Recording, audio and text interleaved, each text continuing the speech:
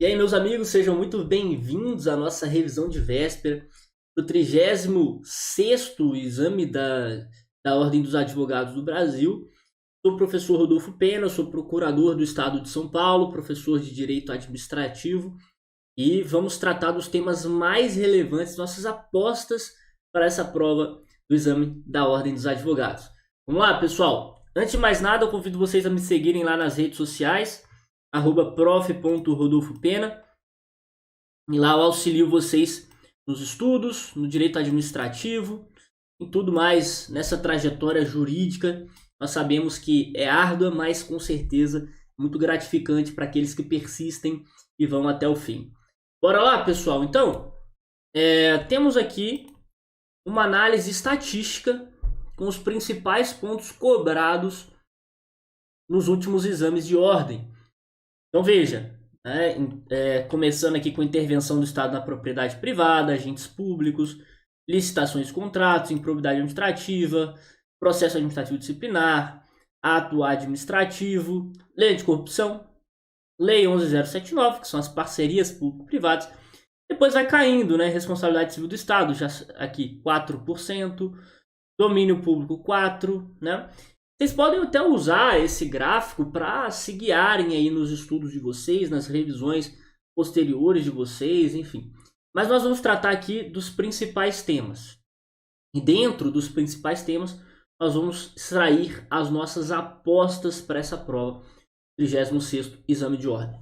Vamos lá, começando com a intervenção do Estado na propriedade, portanto, o primeiro tema e o tema mais cobrado. Vou começar aqui com esse quadrinho para tratarmos das formas de intervenção repressiva do Estado na propriedade privada. Sabem que o Estado pode intervir na propriedade privada, seja de forma repressiva, seja de forma supressiva. Na forma supressiva, nós temos apenas a desapropriação, que suprime a propriedade do particular, a titularidade do bem do particular, de maneira que o poder público adquire aquele bem de forma originária. Agora, na forma repressiva, há apenas uma limitação do uso daquela propriedade, uma limitação do direito à propriedade. Nós temos 5 formas de intervenção repressiva: a servidão administrativa, a requisição administrativa, a ocupação temporária, a limitação administrativa e o tombamento. 5 formas. São essas formas que eu quero comparar com vocês, porque se cair algo disso, vai estar aqui dentro desse quadrinho. Vamos lá? Bom, servidão administrativa, portanto, é um direito real. É a primeira característica, é um direito real. Então, é um direito que recai sobre o bem e não sobre a pessoa. Tá? Não onera a pessoa, onera o bem. Se liga ao bem, de maneira que se esse bem for transferido, for alienado, essa servidão ela continua ligada àquele bem. O novo proprietário vai continuar observando esse direito real, essa servidão. Bom, então a servidão administrativa ela recai sobre bens imóveis. Então só recai sobre bens imóveis para que seja dada a ele uma finalidade pública em caráter de perpetuidade. Então é a restrição do imóvel, a servidão que recai sobre o imóvel, para atender uma finalidade pública, seja ela um serviço público ou uma outra atividade administrativa. Por exemplo, a instalação de cabos, de fios no espaço aéreo de uma propriedade privada para passagem ali de energia elétrica, para poder prestar o serviço público de energia elétrica, ou a passagem de dutos no subsolo de uma propriedade para ali o fornecimento de água, o fornecimento ali de saneamento básico, entre outros pontos. Então você vai restringir aquele uso da propriedade, aquele direito à propriedade, para prestar um serviço público. Caráter de perpetuidade, porque dura enquanto for necessária a prestação daquele serviço público. Requisição administrativa é um direito pessoal, aí já recai sobre a pessoa.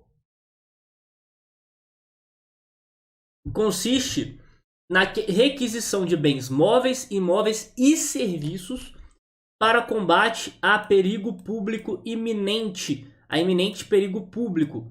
Tem caráter transitório e temporário. Está previsto na Constituição Federal. E é exatamente aquilo que vocês veem em filme, né? policial vai lá e fala, olha, preciso usar esse carro aqui para poder perseguir um criminoso. Está requisitando a administrativa, embora isso não seja tão comum na prática, né? Muito comum na prática foi a requisição administrativa no período de pandemia, né, da Covid-19. O poder público ele requisitava, por exemplo, hospitais privados, imóveis, leitos de UTI, ou seja, bens móveis, respiradores, máscaras, álcool em gel, bens móveis e serviços médicos. Então, a requisição administrativa recai também sobre serviços. Enquanto a servidão administrativa somente recai sobre imóveis, a requisição recai sobre móveis, imóveis e serviços. A administração requisita aquilo por quê? Porque se está diante de um perigo público iminente e ela precisa utilizar daqueles bens, daqueles serviços para atender a necessidade pública decorrente desse perigo iminente, tá? Ocupação temporária também é um direito pessoal que recai apenas sobre bens imóveis. Então aqui é semelhante à servidão administrativa. Para dar auxílio a uma obra ou a um serviço público também tem caráter transitório ou temporário. Por exemplo, a administração está fazendo uma obra num determinado imóvel e se utiliza do imóvel ao lado para poder depositar ali os equipamentos necessários para aquela obra, né? Caráter transitório porque só dura enquanto durar aquela obra, por exemplo. E a limitação administrativa, que é um ato geral e abstrato, ou seja, não recai sobre pessoas ou situações específicas, recai sobre pessoas indeterminadas e situações indeterminadas, situações gerais, e promove uma limitação, uma restrição ao direito de propriedade sobre bens móveis e imóveis ou serviços, né, sempre indeterminados, para promover uma função social, para poder atender ao interesse público, tem caráter permanente. Em todos esses casos, pessoal, a indenização só vai ocorrer de maneira posterior e se houver prejuízo comprovado. Não há uma regra, sempre tem que indenizar. Não, calma. Tem que ver se tem prejuízo. O tombamento, vamos lá. O tombamento é a modalidade de intervenção do Estado na propriedade privada de forma repressiva também, com o objetivo de proteger o patrimônio artístico, histórico ou cultural. Então você tem um imóvel ou um bem móvel, tem essa característica histórica de preservação de elementos históricos, culturais, artísticos. Pode haver o tombamento com a limitação do direito de propriedade sobre ele, buscando evitar ali a destruição, a deterioração do bem, buscando recuperar as características daquele bem que se ligam à história, né, à situação artística, né? Bom, pode haver mais de um tombamento sobre o mesmo bem e os municípios podem tombar bens dos estados e da União e os estados podem tombar bens da União. Como também pode acontecer o contrário, né? O tombamento pode ser tanto de cima para baixo quanto de baixo para cima. De cima para baixo, baixo para cima, entre aspas, né? Porque não existe hierarquia entre os entes federativos. Beleza? E a desapropriação. Desapropriação nós temos basicamente 5 modalidades no ordenamento jurídico brasileiro. É a forma de intervenção do Estado na propriedade privada de maneira supressiva, porque suprime a propriedade. Tá? Temos basicamente essas 5 modalidades aqui. Eu vou deixar disponível para vocês esse material, né?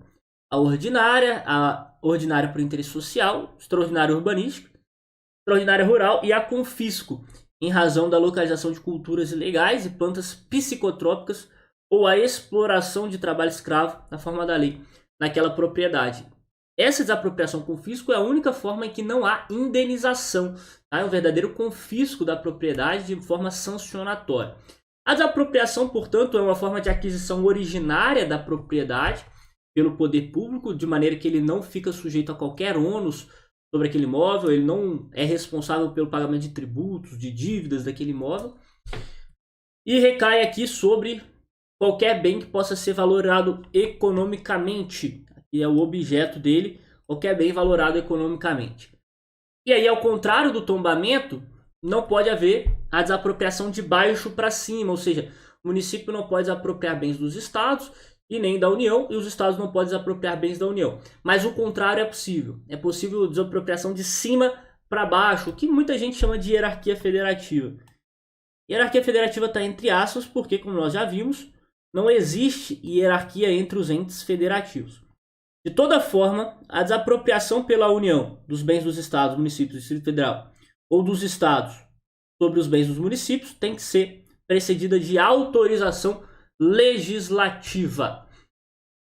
O artigo 4º do Decreto-Lei 3365 traz a desapropriação por zona, também é muito importante, podendo abranger a área contígua necessária ao desenvolvimento da obra ou aquelas que se valorizarem extraordinariamente, de maneira que essas áreas têm que estar expressamente previstas no decreto de utilidade pública. E temos aqui dois pressupostos da desapropriação. O primeiro pressuposto é a declaração, normalmente mediante decreto, mas também pode ocorrer por meio de lei, de utilidade, necessidade pública ou interesse social. E o segundo pressuposto é a indenização, é justa e prévia indenização. Essa é a regra da Constituição Federal. Agora, existem exceções, né? E as exceções estão aqui, na extraordinária urbanística, em títulos da dívida pública, fins de reforma agrária, em títulos da dívida agrária, e a desapropriação com fisco não há indenização. Competência declaratória para desapropriação. Na desapropriação ordinária, qualquer ente federativo pode realizar a declaração de utilidade pública. E para reforma agrária, só a União, urbanística, só o município, e a confiscatória, só a União. Beleza? Feita a declaração, ela vai ter um prazo decadencial para que sejam tomadas as medidas necessárias para a desapropriação. Se após a declaração de utilidade ou necessidade pública ou interesse social, não, vamos lá, utilidade ou necessidade pública, não forem procedidos ali as medidas necessárias para realização da desapropriação, vai haver ali a caducidade do decreto. Então, se em 5 anos o poder público não tomar as medidas para a desapropriação por utilidade ou necessidade pública, o decreto vai decair, vai haver a decadência do decreto e não vai poder mais realizar a desapropriação. E não vai poder mais decretar uma nova declaração, né? Não vai poder emitir um novo decreto de utilidade e necessidade pública pelo prazo de 1 ano. Agora, se for desapropriação por interesse social, aí o prazo decadencial é de 2 anos, é menor. O prazo do poder público promover as medidas necessárias para a desapropriação é de 2 anos. Na desapropriação há uma cognição judicial limitada, só pode versar, né, a contestação só pode versar sob vício do processo judicial a impugnação do preço. Muito importante. Emissão provisória na posse. Antes da desapropriação, o poder público pode ingressar na posse do bem mediante declaração de urgência e depósito da quantia arbitrada. Essa declaração de urgência pode ser simples na própria petição inicial da ação de desapropriação. E a tredestinação. Tredestinação a gente tem 2 formas. Tredestinação é o uso do bem desapropriado para finalidade diversa para a qual ele foi desapropriado. Finalidade diversa daquela que constou no decreto de utilidade ou necessidade pública. Agora você tem a tredestinação lícita e a tredestinação ilícita. A tredestinação lícita não gera retrocessão. Por exemplo, se o poder público desapropriou o imóvel falando que ia construir uma escola e ele constrói um hospital, você tem uma tredestinação. Usou ele para finalidade diversa daquela que constou no decreto. Mas essa segunda finalidade, ela também atende ao interesse público. Então é uma tredestinação lícita, válida, regular. Agora, se em vez de construir a escola, ele doa esse bem para um terceiro, para um particular, a tredestinação ilícita. Aí, na tredestinação ilícita, e somente na tredestinação ilícita, abre-se a possibilidade de retrocessão, que é a possibilidade de o particular retomar o bem, o antigo proprietário retomar o bem pelo preço atual da coisa. Veja que não é o preço, né? Não é o preço que a administração pública pagou, é o preço atual daquela coisa, tá? E a gente tem aqui a desapropriação indireta. Na desapropriação indireta, a administração pública ela realiza o apossamento ilegal daquele bem. Ou seja, ela toma aquele bem para si, ela se apossa daquele bem sem o devido processo legal, administrativo e judicial. Sem o devido processo legal. aí é uma desapropriação indireta. Por quê? Porque o particular ele não pode retomar o bem. Uma vez que a administração pública se apossou daquele bem, o particular não pode retomar aquele bem, salvo no caso de predestinação ilícita que a gente já viu aqui. E aí ele vai ter que buscar indenização, perdas e danos. E aí o prazo prescricional para ele buscar essa indenização é, em regra, de 10 anos. E se presume que a administração realizou obras e serviços de caráter produtivo naquele imóvel, ou naquele bem, né? Pode ser bem imóvel ou bem imóvel. Agora, se o particular comprovar que não foram realizadas obras ou serviços de caráter produtivo, aí o prazo prescricional ele passa para 15 anos. É o prazo para o particular buscar a indenização em decorrência da desapropriação indireta. Tudo isso decorre aqui do artigo 1238 e parágrafo único do Código Civil. Exatamente a uso capião extraordinária. É esse fundamento que o STJ usa para poder estabelecer o prazo prescricional da desapropriação indireta. Vou falar agora de agentes públicos, o segundo tópico mais cobrado na análise estatística. Primeiro falando aqui dos servidores temporários. O que são esses servidores temporários? Veja, em regra, o poder público ele contrata mediante concurso público, artigo 37, incisos 1 e 2 da Constituição Federal. Então, para contratar servidores, tem que realizar concurso público de provas ou de provas e títulos, para poder garantir a isonomia, a imparcialidade e a eficiência, selecionando os melhores candidatos. Agora, excepcionalmente, a administração não vai realizar concurso público nos casos previstos na própria Constituição, como é o caso dos servidores comissionados de livre nomeação e livre exoneração, apenas para cargos, apenas para funções de chefia, direção e assessoramento. E também tem os servidores temporários. O que são os servidores temporários? São servidores contratados por prazo determinado pela administração pública para atender necessidade temporária de excepcional interesse público. Então, por exemplo, você tem lá a contratação, é muito comum, né, a contratação de professores temporários, de enfermeiros temporários. Por quê? Porque às vezes inicia o ano e você não tem professores suficientes para atender todas as classes de alunos das escolas públicas.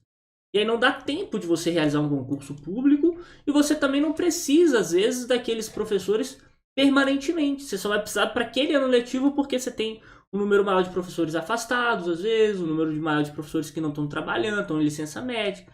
Então você não precisa contratar permanentemente, você precisa temporariamente. Você contrata o servidor temporário.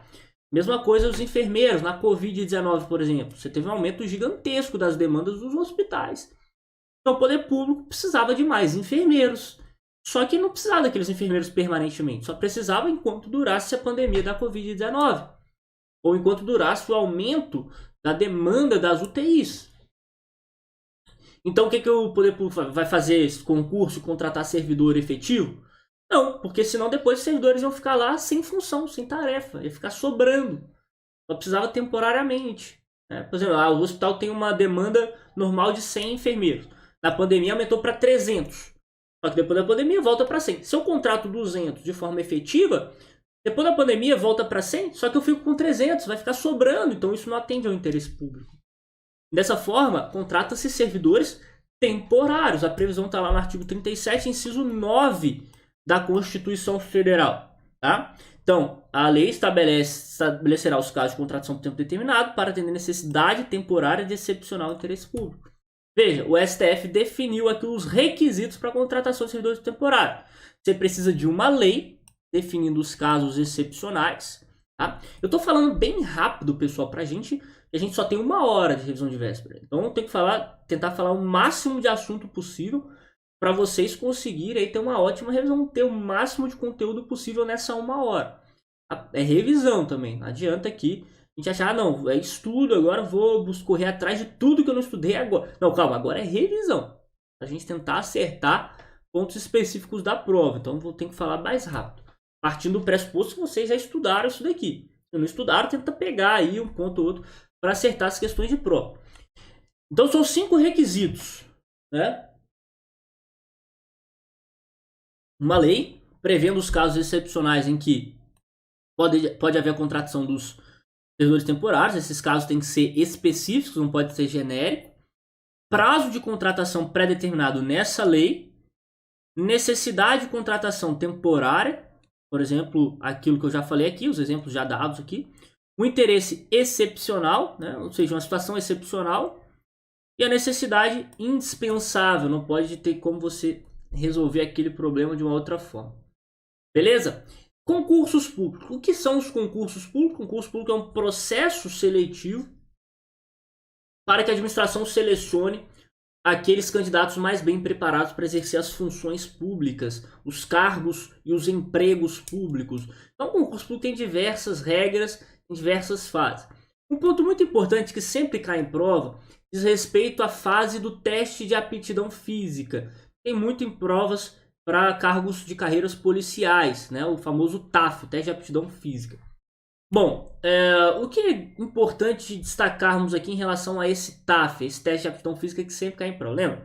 São dicas pontuais, eu não estou falando do concurso público desde o início até que são várias regras. Falando daquilo que é a aposta nossa para cair na prova.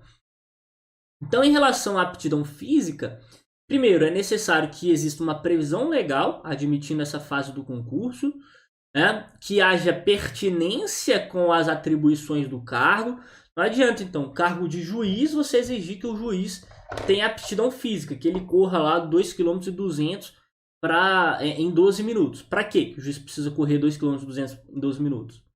Só se for para chegar na audiência na hora certa, né? Aí tudo bem. Mas na realidade não existe essa exigência de que ele tenha aptidão física. Agora, no cargo policial, por exemplo, tem que correr atrás de bandido. Olha, tem que ter aptidão física. Então, tem que ter pertinência com as atribuições do cargo. Né? Utilização de critérios objetivos e a possibilidade de recurso. São 4 requisitos. E muito cai prova aqui é essa jurisprudência acerca da remarcação do teste de aptidão física. Tá? Como regra, o candidato não tem direito à remarcação do teste de aptidão física, tá? Mesmo que ele tenha passado mal no dia, pegou atestado e tudo, não tem direito. Sei lá, passou o dia lá com dor de barriga, não conseguiu comparecer, pegou atestado, levou na administração, olha, preciso que remarque, não vai remarcar. Salvo se tiver prisão expressa no edital e que pode haver a remarcação. Mas essa não é a regra é que não vai remarcar. Agora, deve haver a remarcação do TAF quando se tratar de candidata grávida, mesmo que não tenha previsão no edital. Aqui é uma obrigação a remarcação do TAF para candidatas grávidas e lactantes também. Outro ponto importante do concurso público é o direito subjetivo à nomeação. E esse direito subjetivo à nomeação é o direito que o candidato aprovado em determinadas condições possui de exigir da administração pública que ele seja nomeado. Se a administração pública não nomear ele no prazo de vigência do concurso, ele pode exigir a sua nomeação. Isso é o direito subjetivo. O direito subjetivo à nomeação não é a regra. A simples aprovação em concurso público não dá direito subjetivo a ser nomeado. Só há direito subjetivo à nomeação em algumas hipóteses que foram definidas pelo STF no recurso extraordinário 837/311. Primeiro caso, quando houver a aprovação dentro do número de vagas do edital. Dentro do número de vagas. Então, o edital previu 5 vagas, você foi aprovado em 5º lugar. Você tem direito a ser nomeado. Ou então, quando você passa a figurar dentro do número dessas vagas do edital, em virtude de desistência de candidato mais bem classificado. Beleza? Desistência do candidato mais bem classificado. Também é uma outra hipótese. No caso de preterição da nomeação, quando não é observada a ordem de classificação, então se você foi aprovado em 10º e a administração pública nomeou 9º, depois nomeou 11º, poxa, foi preterida a ordem de classificação. Tem direito a ser nomeado. E quando surgirem novas vagas, aberto novo concurso durante a validade do certame anterior, e ocorrer a preterição, gravem esses termos aqui, ó, preterição de forma arbitrária e imotivada por parte da administração. Então, em vez dela contratar os aprovados no concurso público, mesmo fora do número de vagas aprovadas no edital, a administração vai lá e contrata estagiário, vai lá e contrata servidor comissionado de forma arbitrária e motivada. Não adianta, às vezes ela vai contratar comissionado mesmo, mas não houve preterição, porque não houve arbitrariedade, nem foi uma situação imotivada. Na verdade, foi uma situação motivada. Por exemplo, contratou servidor comissionado por uma outra função, que não foi aquela função para a qual ela realizou o concurso público, beleza? Bom, tem esse quadrinho aqui com as hipóteses, todas as hipóteses de direito subjetivo de nomeação, a exceção ao direito subjetivo de nomeação, ou seja, mesmo dentro daquelas condições que nós vimos, a administração não vai ter que nomear o candidato nessa situação excepcional, e quando não há direito à nomeação, mas mera expectativa de direito. Tá aqui o quadrinho, eu vou disponibilizar esses slides para vocês, tá? Junto com a nossa aula, vai estar disponível. E aqui, em relação ao direito à nomeação, quando a administração pública ela não nomeia o candidato no prazo correto, e esse candidato precisa entrar com uma ação judicial para ser nomeado, e ele só vai ser nomeado tempos depois, né? Tempos depois, a administração muitas vezes atua ali de uma forma irregular. Então, muitas vezes o candidato vai questionar, olha, eu já devia estar trabalhando há 6 meses, só não estou trabalhando porque a administração ela não me nomeou no tempo certo, mas eu já devia ter sido nomeado. Eu tenho direito à indenização por esse período que eu não estou trabalhando, mas deveria estar. Bom, o que definiu o STF e o STJ? Que não há direito à indenização como regra. Não há direito à indenização em virtude de nomeação tardia de candidatos, de candidatos aprovados e não foram nomeados em virtude de erro reconhecido pela própria administração pública. Tá? Então veja, ainda que o erro tenha sido reconhecido pela própria administração, ele não tem direito à indenização. Não tem direito à indenização. Ele só vai ter direito à indenização se for reconhecida a arbitrariedade flagrante da administração pública. Ou seja, se a administração pública chega lá e fala, olha, não vou nomear esse camarada aí, né? O prefeito vai lá e fala, não vou nomear esse camarada aí porque ele é meu inimigo político. Ele foi aprovado no concurso público. Tem direito à nomeação aprovada dentro do número de vagas.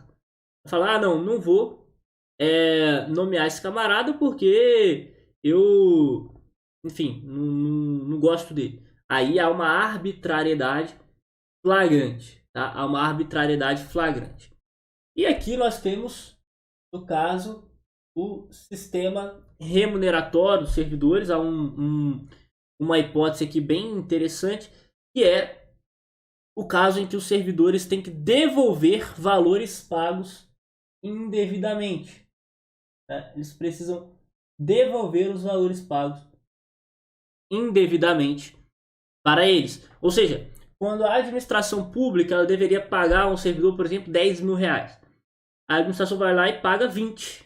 Opa, peraí, o servidor foi bonificado aqui, recebeu um presente da administração pública, né? Esse mês vai ser bom, vou fazer aquela graça com a patroa, levar em restaurante caro, fazer uma viagem.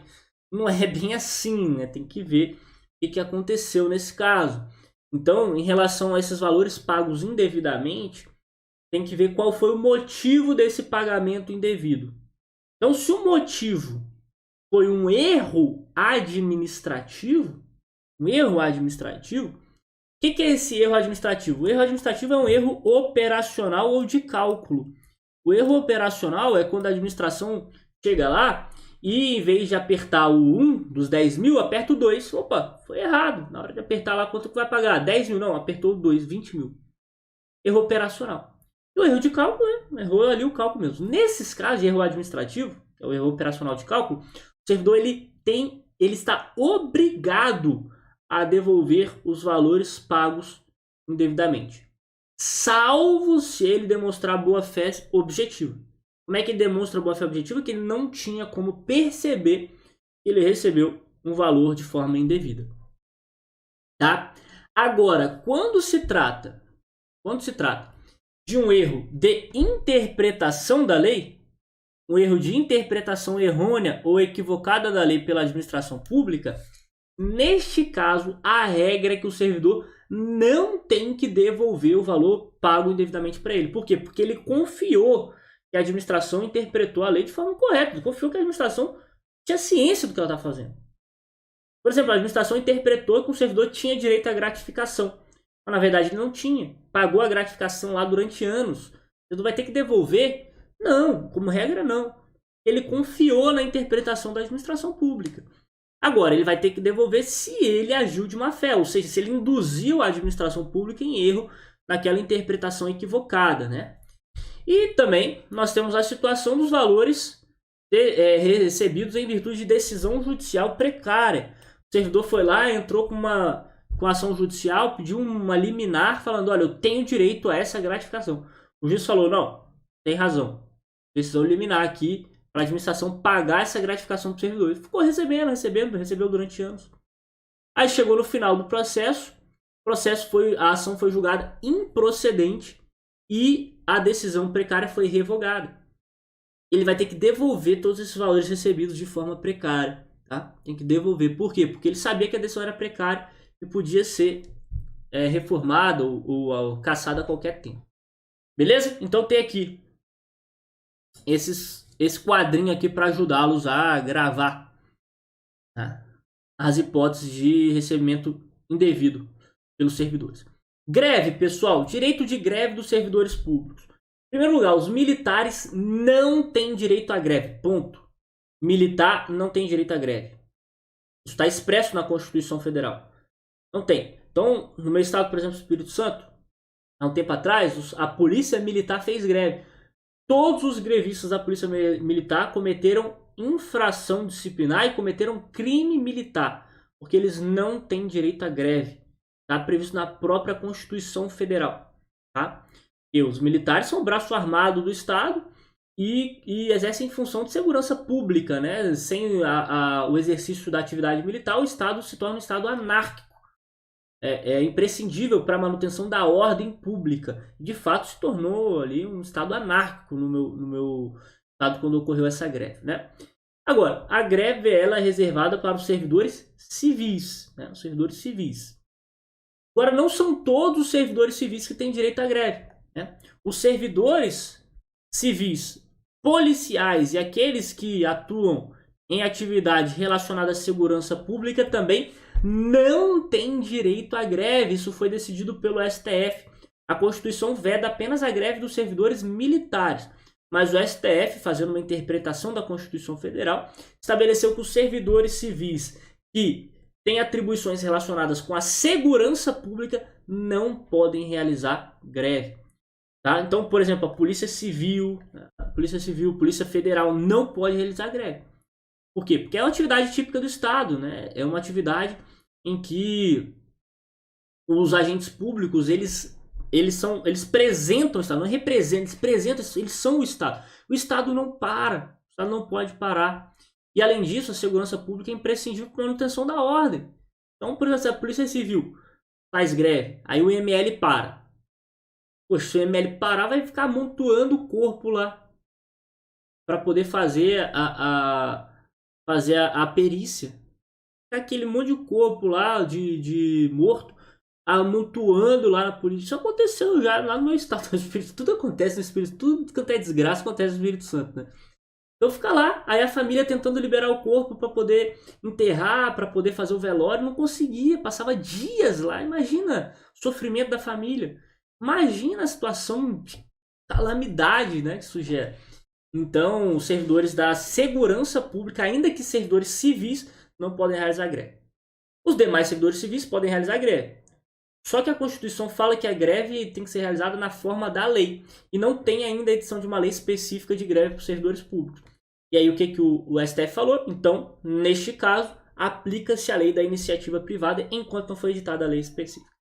Agora, realizada a greve, o poder público deve descontar os dias de paralisação da remuneração dos servidores públicos, porque há suspensão do vínculo. Agora, não vai, e aí é permitida a compensação de horário, se houver acordo com a autoridade competente.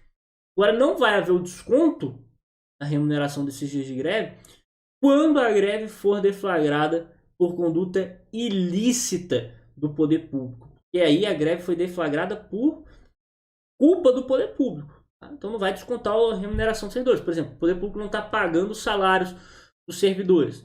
Aí eles vão fazer greve para receber o salário. Conduta ilícita. poder público. Então, nesse caso, não vai haver desconto da remuneração dos dias de paralisação. Agora, para licitações e contratos, vamos falar sobre licitações, que é o que mais cai em prova.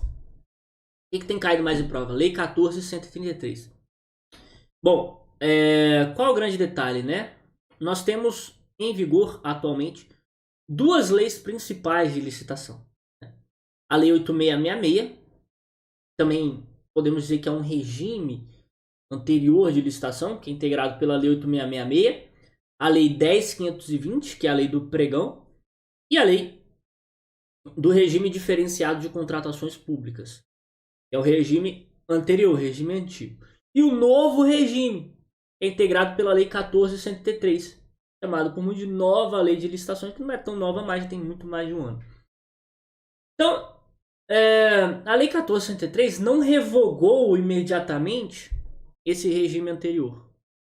A Lei 14.103 disse o seguinte, que essas leis anteriores somente serão revogadas após 2 anos da vigência da Lei 14.133. Como a Lei 14.103 entrou em vigor lá em 1º de abril de 2021, então essas leis anteriores a ela, que tratam de licitações e contratos, somente serão revogadas em 1º de abril de 2023. Durante esse período, nós temos a vigência simultânea dessas duas leis. A vigência simultânea dessas duas leis. Tá? E aí, o administrador, ele pode optar qual lei ele vai utilizar nas contratações públicas. Seja para fazer licitação, seja para fazer uma contratação direta mediante dispensa ou inexigibilidade de licitação. Então, o administrador ele escolhe qual lei ele vai utilizar. E aí, isso está previsto no artigo 9.1 da Lei 14.103. E essa escolha tem que ser indicada de forma expressa no edital ou no aviso ou instrumento de contratação direta, sendo vedada a aplicação combinada. Veja, o administrador pode escolher qual lei ele vai utilizar, mas ele não pode combinar as leis, ou seja, ele vai pegar um pedacinho da 8666, um pedacinho da 14.103, um pedacinho da lei do pregão, que é a lei 10.520, faz ali um Frankenstein legislativo, uma mistura, né, uma terceira, que vira um terceiro gênero, uma terceira lei. A doutrina chama de tertium genus, um terceiro gênero. Ele criou uma lei própria, formou lá no edital. Só que o administrador não tem função legislativa, ele não pode editar leis. Então ele não pode fazer isso. Ou ele escolhe uma, ou ele escolhe outra. E a escolha tem que estar prevista expressamente no edital ou no instrumento de contratação direta. Outro detalhe importante está aqui no parágrafo único, né? Parágrafo único. Ele diz o seguinte: o contrato a ser celebrado pela administração pública, ele vai ser celebrado com base na lei que regeu a licitação. Então, se a licitação ela foi regida pela lei 8666, vamos supor que essa licitação atrase, né? Ela demore a terminar, só vai terminar lá depois de 1º de abril de 2023. Ou seja, depois que a lei 8666 já estiver revogada. E aí esse contrato ainda assim será celebrado com base na lei 8666. Mesmo essa lei já estando revogada, vai ter uma outra atividade da lei. Ela vai continuar regendo os contratos mesmo depois de revogada. O contrato celebrado com base nela continua sendo regido por ela, mesmo depois dela revogada. E os contratos celebrados com base na licitação realizada com fundamento na lei 8666 também serão celebrados com base nela, mesmo depois de sua revogação. Essa é a ideia aqui do parágrafo único do artigo 9.1. Outro ponto importante, né, a questão do orçamento estimado das licitações. Quando a administração vai realizar uma licitação, ela vai estimar quanto que ela vai gastar naquela contratação. Esse é o orçamento estimado. Agora, esse orçamento, na lei 8666, ele tem que estar expresso, tá, em planilhas como anexo obrigatório do edital. Essas planilhas têm que ser anexo obrigatório do edital. Ou seja, na 8666, o orçamento ele é sempre público e expresso em planilhas de uma maneira bem delimitada, bem pública, de maneira bem transparente. para os administrados, para os interessados. Agora, quando nós estamos falando da Lei 14.133, esse orçamento também, em regra, será público desde o princípio. Agora, excepcionalmente, se houver motivo devidamente justificado, pode ser dado sigilo a esse orçamento. O orçamento vai ficar sigiloso. Só que esse sigilo não prevalece para os órgãos de controle interno e externo. Só vai haver o sigilo do orçamento para os interessados, tá? Para os interessados da licitação.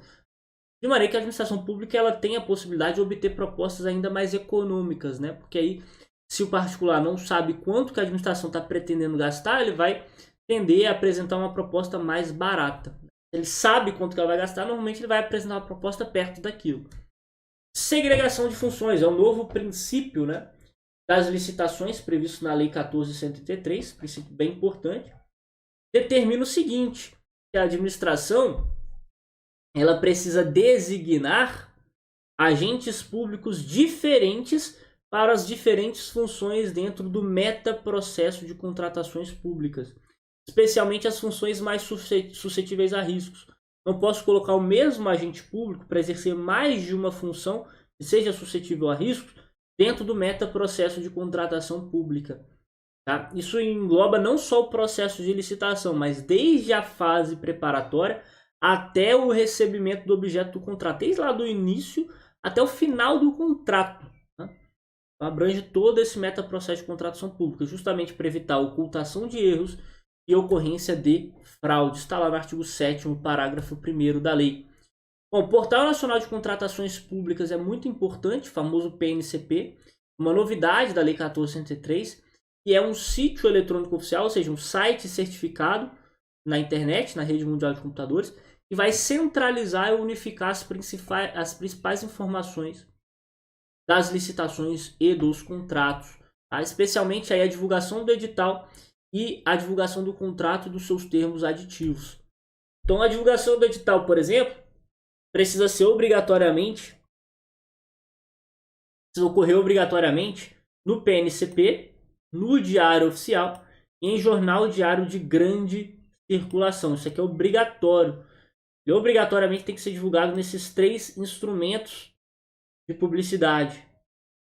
E a divulgação facultativa, que a administração pode ou não divulgar, no seu sítio eletrônico oficial, ou seja, no seu site certificado, e a divulgação direta para os interessados que estejam cadastrados para essa finalidade, a finalidade de receber essa divulgação direta. Agora, vamos lá. A lei ainda prevê alguns requisitos para que a autoridade competente venha designar os agentes públicos para a execução da Lei 14.103. Uma dessas exigências é que esse servidor ele seja preferencialmente, preste atenção, o critério é preferencial, seja preferencialmente um servidor efetivo ou empregado público. Não pode ser, por exemplo, comissionado, temporário. Mas o critério aqui ele é preferencial. Por quê? A gente está falando de execução da Lei 14.103, ou seja, todas as funções relacionadas à Lei 14.103, desde a fase preparatória, passando pelo processo de licitação, celebração do contrato, fiscalização do contrato e recebimento do objeto do contrato. Critério é preferencial, servidor efetivo ou empregado público, ou seja, alguém que tenha feito um concurso público, tenha passado no concurso. Agora, quando nós falamos da condução da licitação, do processo licitatório, veja, licitação não é só o processo licitatório. Contratação não é só o processo licitatório. Antes do processo licitatório tem fase preparatória, com diversas fases, né? Então você tem lá o estudo técnico preliminar, a elaboração dos projetos básicos, executivo, anteprojeto de engenharia, termo de referência, orçamento estimado, análise de riscos, tem lá a aprovação da assessoria jurídica, tem todas as fases, uma fase preliminar até a divulgação do edital. A partir da divulgação do edital você tem um processo licitatório. Feito o processo licitatório, você tem a homologação, você tem a adjudicação do objeto do contrato, tem a celebração do contrato, depois tem a fiscalização do contrato, depois o recebimento do objeto do contrato. Veja, você tem todo um processo, todo um metaprocesso da contratação pública. Quando eu falo em condução da licitação, eu estou falando somente do processo licitatório. Especificamente do processo licitatório, que é uma dessas fases da contratação pública. Então, na condução desse processo licitatório, eu tenho regras específicas. Em regra, a condução desse processo licitatório ocorrerá por meio de um agente de contratação. Esse agente de contratação será obrigatoriamente designado dentre os servidores públicos efetivos ou empregados públicos. Aqui o critério já não é mais preferencial, o critério é obrigatório. Bens ou serviços especiais, eu pode substituir esse agente de contratação por uma comissão de contratação. Diálogo competitivo deve formar uma comissão de contratação. Essa comissão de contratação ela é formada por no mínimo 3 membros, todos eles obrigatoriamente designados dentre servidores efetivos e empregados públicos. No pregão, pregoeiro, leilão, leiloeiro oficial ou servidor designado. Modalidades de licitação. Então, no regime anterior, nós temos aqui todas essas 7 modalidades, né, ou 6 modalidades, mais o regime diferenciado de contratação. Na Lei 1463, a tomada de preços não é mais prevista, o convite não é mais previsto, o RDC também não. E entra uma nova modalidade que é o diálogo competitivo. O pregão ele passa a ser obrigatório para bens e serviços comuns, que são aqueles bens e serviços que podem ser objetivamente definidos no edital de acordo com as especificações usuais de mercado. Ele é facultativo para os serviços comuns de engenharia, ou seja, pode usar a concorrência, mas só para esses objetos a serem contratados. No caso de bens e serviços especiais e obras e serviços especiais de engenharia, tem que utilizar a concorrência, ela é obrigatória. Ela é facultativa para os serviços comuns de engenharia, porque aqui eu posso usar o pregão também. Concurso é para trabalho técnico, científico, artístico. Veja que aqui o concurso não é concurso público para contratação de servidores. É concurso como modalidade de licitação para a seleção de trabalho técnico, científico ou artístico. Tá? Leilão para alienação de bens. Na Lei 1463, utiliza-se o leilão para toda e qualquer alienação de todo e qualquer bem, seja esse bem móvel, seja esse bem imóvel, seja esse bem corpóreo, seja esse bem incorpóreo, seja qual for o valor de avaliação do bem, vai usar o leilão, se for com base na Lei 1463. E o critério de julgamento é sempre o maior lance. Já o diálogo competitivo, ele é uma modalidade de licitação com 2 fases muito bem definidas. Uma fase de diálogo e uma fase de competição. Na fase do diálogo, a administração pública ela convoca os interessados por meio de requisitos previamente definidos de forma objetiva. Ela publica um edital para convocar esses interessados para travar diálogos com eles. Apresentação de projetos, apresentação de pesquisas, reuniões, audiências públicas. Tudo para a administração definir a melhor solução para aquela necessidade que ela possui. Definida essa melhor solução, ela publica um segundo edital, que é o edital de competição. Nesse edital de competição, aí é a fase da apresentação das propostas. Só que somente pode apresentar propostas nessa fase da competição aqueles que participaram da fase do diálogo. Não pode entrar ninguém novo aqui. Só quem participou do diálogo é que pode participar da fase da competição. Então aqui tem um quadrinho definindo as hipóteses em que é possível a utilização do diálogo competitivo, especialmente aqui nas concessões de serviços públicos e parcerias público-privadas. Então essas leis, a Lei 8987, a Lei 11079 foram alteradas para prever o diálogo competitivo com modalidade de licitação. E todo o procedimento que eu resumi para vocês já, tá? Vai estar aqui disponível. No caso de inexigibilidade de licitação, nós temos 5 hipóteses previstas na lei, essas 5 hipóteses, com destaque aqui para o credenciamento, não estava expressamente previsto na lei 8666, mas já era admitido, e a aquisição ou locação de imóveis cujas características de localização e de instalações exijam a aquisição daquele imóvel específico pela administração pública. E aí, pessoal, nesse caso, né, nesse caso aqui, a Lei 8666 previa como hipótese de dispensa de licitação. Na 1463 passa a ser uma hipótese de inexigibilidade de licitação. E a outras hipóteses você já conhece: fornecedor exclusivo, profissional do setor artístico consagrado pela crítica especializada ou pela sociedade ou por aquela comunidade, contratado diretamente ou por empresário exclusivo. E os serviços técnicos especializados de natureza predominantemente intelectual com profissional de notória especialização. Em relação à dispensa de licitação, a mais cobrada está aqui, né? A dispensa em razão do valor. Obras e serviços de engenharia ou serviços de manutenção de veículos automotores. Então essa aqui é uma novidade, né? Entrou aqui na lei no limite maior. Inferior a 100 mil reais. Veja, não pode ser igual a 100 mil reais, tem que ser inferior. E para outros serviços e compras, inferior a 50 mil reais. Esses valores, pessoal, aqui no comparativo com a Lei 8666, né, o quadrinho, mas esses valores já foram atualizados, né? Atualmente, 100 mil passou para 108 e 50 mil passou para 54. Muito cuidado aqui. Tá? Cuidado que esse quadrinho vai estar disponível para vocês também no material. Improbidade administrativa, pessoal, muita atenção às mudanças promovidas pela Lei 14.230 na Lei de Improbidade Administrativa, a Lei 8429. Com a Lei 14.230, não existe mais improbidade administrativa por conduta culposa. A partir da Lei 14.230, somente o dolo é que pode configurar improbidade administrativa. E a própria lei ela conceitua o dolo, né? É que a vontade livre e consciente de alcançar resultado ilícito. Então, o dolo não é vontade de praticar a conduta, é vontade de obter resultado ilícito. Vontade de obter o resultado. Não bastando a mera voluntariedade do agente. Tá? E o artigo 11, parágrafos 1º e 2º, exige aqui o dolo específico, ou seja, o especial fim de agir. O fim de obter proveito ou benefício indevido para si ou para outra pessoa. Então só vai configurar a improbidade se tiver essa vontade específica de obter um proveito ou benefício indevido. Tá? Parágrafo 2º vai dizer que esse parágrafo 1º se aplica a toda e qualquer hipótese de improbidade administrativa. Beleza?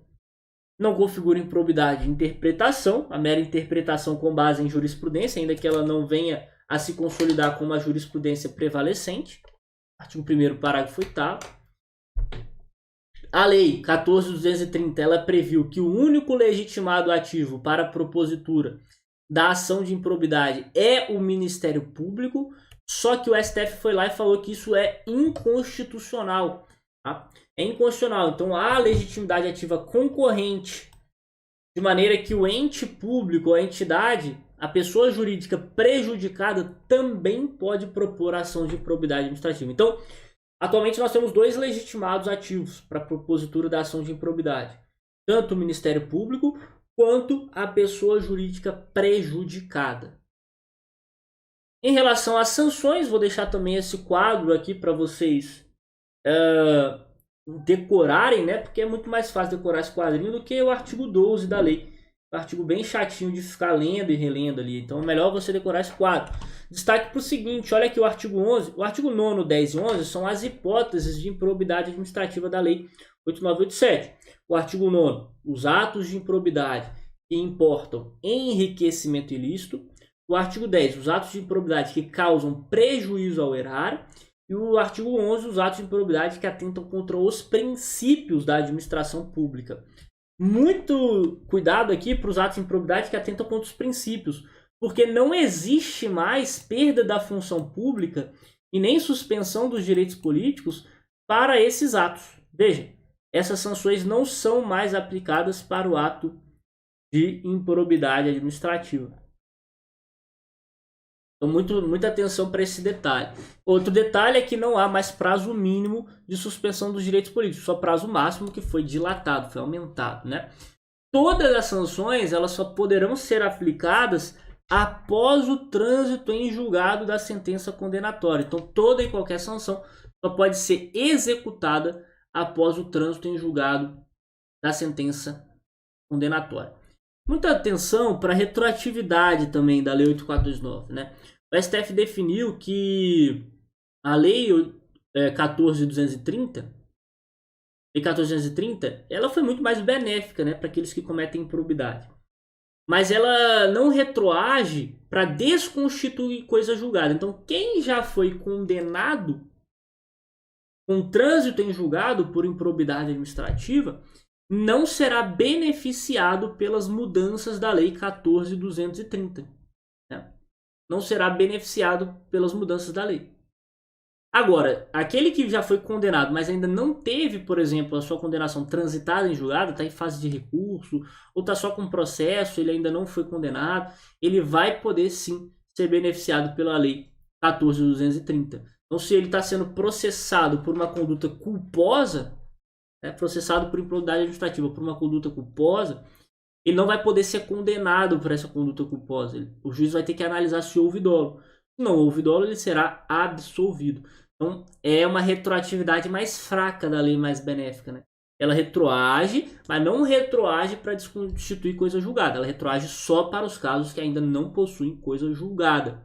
Tá? O STF definiu isso na questão da culpa, né? Da mudança da lei, que previu que as condutas culposas não mais podem configurar improbidade administrativa. Regime jurídico disciplinar ou processo administrativo disciplinar. Importante aqui a jurisprudência do STJ, né? Especialmente aqui a súmula 635 do STJ, que se relaciona ao prazo prescricional para apuração e punição das infrações disciplinares dos servidores. De acordo com essa súmula, esse prazo prescricional ele se inicia na data em que a autoridade competente para abertura do PAD toma conhecimento do fato. Então veja, primeiro, o prazo prescricional para apuração e punição das infrações disciplinares começam do conhecimento do fato e não da prática do fato. Né? Então, se o servidor ele praticou o fato há 5 anos atrás, mas esse fato só foi conhecido hoje, o prazo prescricional só começa a contar hoje.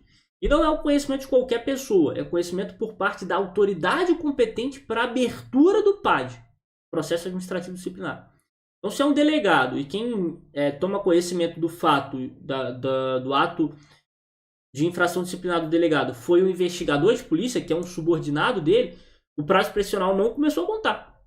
Só começa a contar quando o delegado geral de polícia, ou a corregedoria geral da Polícia Civil, toma conhecimento daquele fato. Porque é eles que têm competência para abertura do PAD.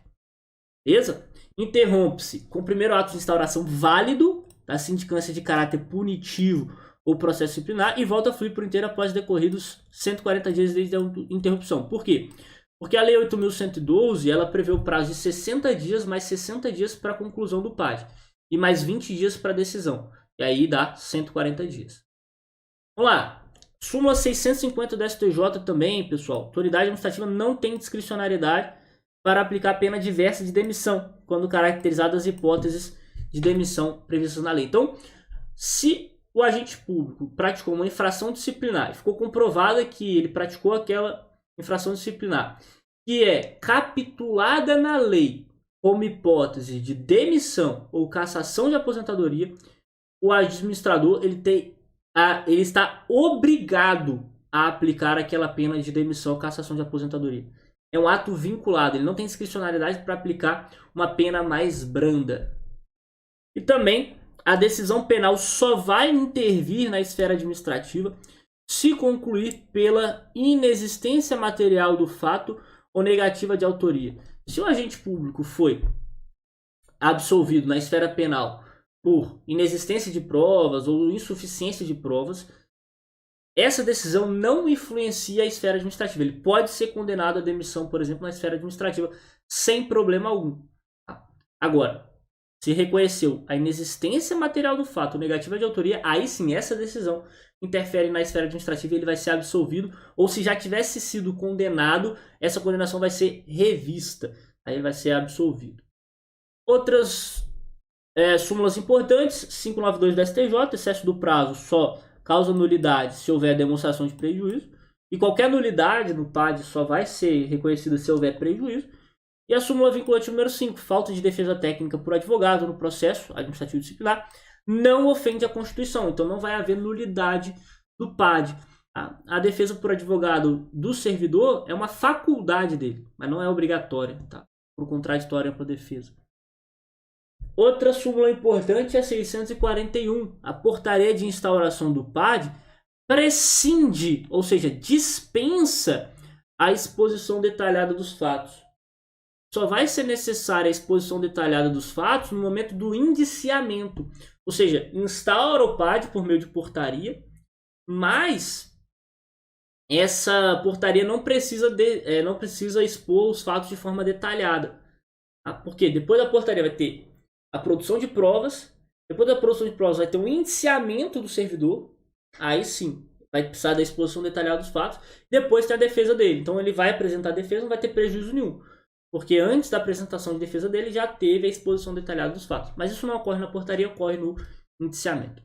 Um outro ponto importante, súmula 611, pode haver a instauração de PAD com base em denúncia anônima, desde que a administração pública tenha realizado uma sindicância investigativa, uma investigação preliminar. Então não é denúncia anônima e instaura PAD, não. Denúncia anônima faz uma investigação preliminar, uma sindicância investigativa e depois instaura o PAD. Sindicância preliminar ou investigação preliminar, justamente para verificar a veracidade daquela denúncia anônima. Se há indícios de materialidade ou de autoria. Já que a administração pública tem o dever poder de autotutela, ou seja, de verificar as irregularidades no âmbito da administração e corrigi-las. Então tem que verificar a veracidade daquela denúncia anônima. E por fim, nós temos aqui a possibilidade de alteração da capitulação legal do acusado. Ou seja, se na instauração, no indiciamento, no relatório da comissão falou assim, olha, ele cometeu o ato previsto no artigo 100 da lei, né, exemplificando aqui. Aí chega para a decisão da autoridade competente e fala o seguinte, olha, ele não cometeu o ato do artigo 100, ele cometeu o ato do artigo 101 e condena ele com base no artigo 101. Alterou o enquadramento legal dos fatos. Não alterou os fatos, alterou o enquadramento legal dos fatos. Isso é possível. Por quê? Porque o agente público se defende dos fatos e não do enquadramento legal dos fatos. Se não alterar os fatos, tá tudo certo. Beleza? Bom, pessoal, a gente tinha uma hora, deu para falar bastante coisa aqui. Claro, sempre tem mais coisas para falar e tudo, mas dentro de uma hora, esses são os pontos com maiores chances de serem cobrados na prova de vocês. Então fiquem atentos, né? Depois revisem aí os slides, revisem aí todos os pontos importantes e a gente vai batendo papo. Quem precisar também pode me procurar lá nas redes sociais, do @prof.rodolfopena, tá bom? E a gente vai trocando uma ideia aí sobre estudos, sobre direito administrativo, tudo necessário nessa carreira jurídica. Um grande abraço a todos e até a próxima.